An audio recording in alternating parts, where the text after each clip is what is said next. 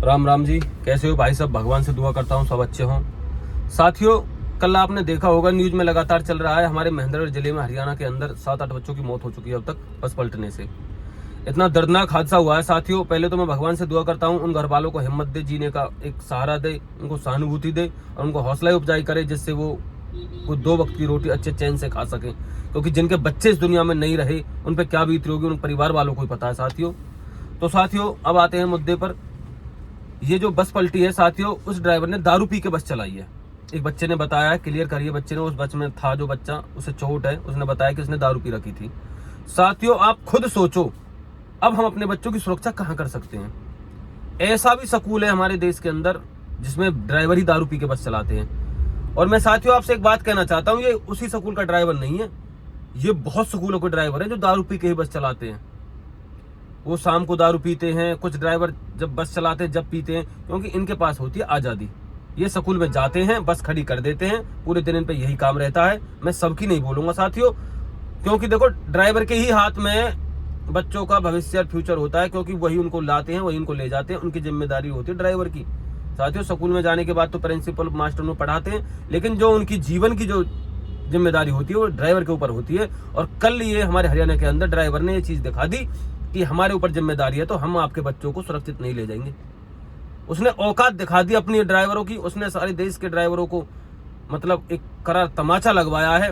क्योंकि अब ये पोल खुलेंगे साथियों, बहुत से ड्राइवर ऐसे हैं जो 7-7, 8-8 हजार में ड्राइवरी कर रहे हैं बसों पे, जिन पे लाइसेंस तक नहीं है। इन प्राइवेट स्कूल वालों ने लेना खाना तो इतना उठा रखा है, मैं बहुत स्कूलों की बोल रहा हूँ, ज्यादातर नहीं। इनको बस ये फीस अच्छी चाहिए, बिल्डिंग ऊपर तक बनती चले जाए और कमाने का जरिया बनता रहे। जिन प्रिंसिपल पे मतलब एक रहने के लिए अच्छा घर नहीं होता, आज उन स्कूल खोल लेते हैं, करोड़ों रुपए उसमें लगा लेते हैं, बड़ी बड़ी गाड़ियों में प्रिंसिपल रहते हैं। तो साथियों, यही कारण है कि हम लोग जागरूक नहीं हैं। हमें जागरूक होना चाहिए। जिन स्कूलों में हमारे बच्चे पढ़ रहे हैं, हमें उन स्कूलों में जाकर अपने बच्चों की तहकीकात करनी चाहिए, क्या वहाँ पे पढ़ाई है, क्या वो कर रहे हैं। क्योंकि हम थोड़े लालची हो चुके हैं।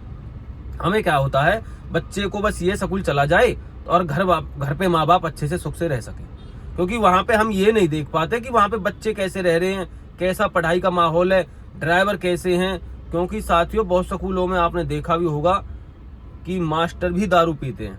और ये पोल भी खुली है बहुत न्यूजों में कि कोई मास्टर पकड़ा गया, उसने दारू पी रखी थी, बच्चों को पढ़ा रहा था। तो कल का जो हादसा हुआ है, मैं तो भगवान से दुआ करता हूँ कि उनको बस भगवान उनका हौसला ऐसा रखे, क्योंकि जिन माँ बाप के बच्चे इस दुनिया में नहीं रहे, इकलौते बच्चे जिनके थे वो नहीं रहे, तो उन पर क्या बीतरी होगी साथियों।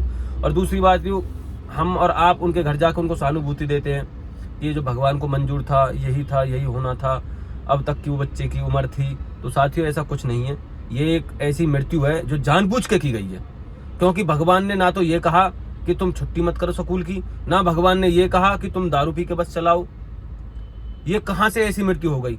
ये जानबूझ के हादसा हुआ है। क्योंकि ये प्रिंसिपल की गलती है। जब बच्चे स्कूल बस में बैठते हैं तो वहां पे मास्टर तो चेक करते नहीं है आके कि ड्राइवर कैसा है कैसा नहीं है। पर हाँ, अब हमें जागरूक होना जरूरी है और हमें सख्त कदम उठाने जरूरी हैं।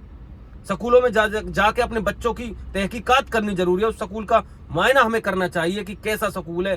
क्योंकि ऐसा काम ये हमारे देश के अंदर हुआ है साथियों। अभी उसमें जो बच्चे हैं घायल हैं, उनमें और भी बच्चे सीरियस हैं साथियों। मैं तो दुआ करता हूँ उन बच्चों को कुछ नहीं हो, वो सेफ साइड अपने घर आ जाएं। 3-4 बच्चे ऐसे भी है साथियों जिनके माँ बाप इतने गरीब हैं, मेहनती मजदूरी करके उन बच्चों को पढ़ाते हैं उस स्कूल में।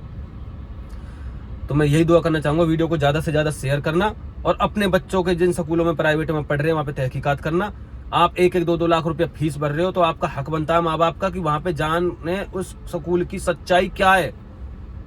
क्योंकि वो स्कूल हम पे हावी हो जाते हैं जब हम फीस नहीं भर पाते हैं। हमारे बच्चों की बेइज्जती स्कूलों में होती है।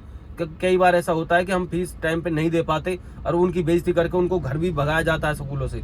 ये चीजें हो रही हैं साथियों। जो मिडिल क्लास की फैमिली है जिन पे फीस टाइम पे नहीं दे पाते हैं, लेकिन वो देते जरूर हैं।